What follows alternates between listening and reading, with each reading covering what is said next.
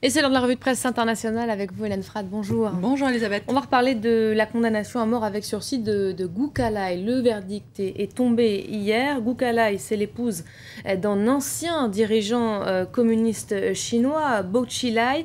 Elle a donc été reconnue coupable du meurtre d'un ressortissant britannique. L'ex-femme d'affaires verra probablement sa peine commuée en prison à vie. Une clémence que The China Daily, jusque-là extrêmement discret sur cette affaire, explique par le fait que Goo Ka-lai a plaidé coupable et qu'elle a fait part de ses remords. The China Daily rapporte ce témoignage d'une prof de droit qui a assisté aux audiences. Oui, les documents du verdict apportent amplement la preuve des crimes commis. Et oui, les criminels ont été justement punis. Ça, c'est de l'analyse légale. Goo Ka-lai échappe finalement à la peine de mort et c'est à la une du Wall Street Journal Asia qui rapporte que l'épouse de Bo Xilai pourra demander à être libérée pour des raisons médicales d'ici 9 ans.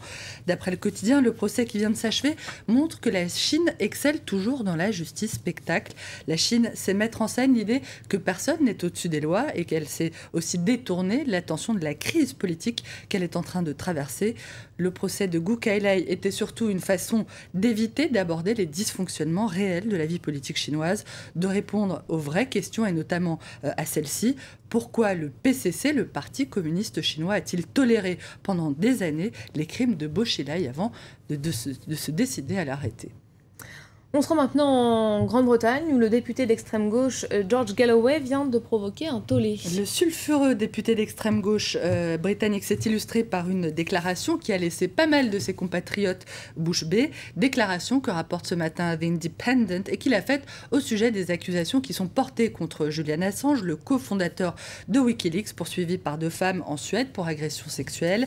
Voici ce qu'a déclaré George le Fabuleux, comme le surnomme ironiquement la presse britannique. Au pire, je cite, même si les allégations de ces 2 femmes sont vraies, 100% vraies, et même si des caméras ont filmé la scène, on ne peut pas parler à coup sûr de viol. Sans doute tout cela faisait-il partie du jeu sexuel entre des partenaires qui avaient décidé de passer la nuit ensemble. Fin de citation.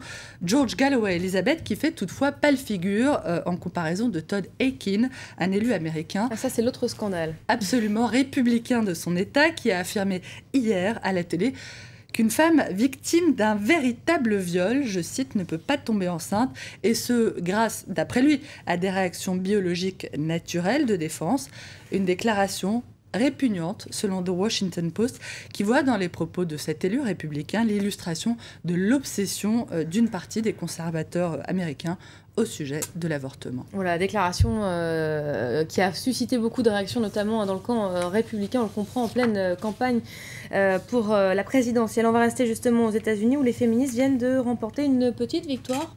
Les féministes golfeuses plus précisément, puisque The Guardian nous apprend que 2 d'entre elles viennent de faire leur entrée dans le saint des saints, the Augusta National Golf Club, qui est l'un des plus célèbres club de golf américain, l'un des plus sélects au monde, où se joue chaque année le Masters, le plus gros tournoi de golf américain. C'est le résultat, Elisabeth, d'un combat qui a duré plus de 10 ans tout de même. Un petit pas pour la femme en général et la golfeuse américaine en particulier. Pour terminer sur cette lancée, je vous propose de jeter un cil à cet article du International Herald Tribune qui nous apprend qu'une série télé saoudienne diffusée pendant le Ramadan a presque montré une femme en train de conduire. Alors ça n'était pas montré vraiment, c'était juste suggéré, mais visiblement c'est déjà une petite révolution en soi dans le seul pays au monde où les femmes ont interdiction de toucher le volant en vertu, on le rappelle, d'une interprétation wahhabite de l'islam d'après laquelle Dieu interdit tout mélange des genres en dehors du cercle familial, ce qui revient à considérer que donner finalement aux femmes la liberté de se déplacer toutes seules, c'est inspirer en quelque sorte la colère de Dieu. Voilà, il y a encore du chemin à faire là aussi. Merci beaucoup Hélène pour cette revue de presse internationale.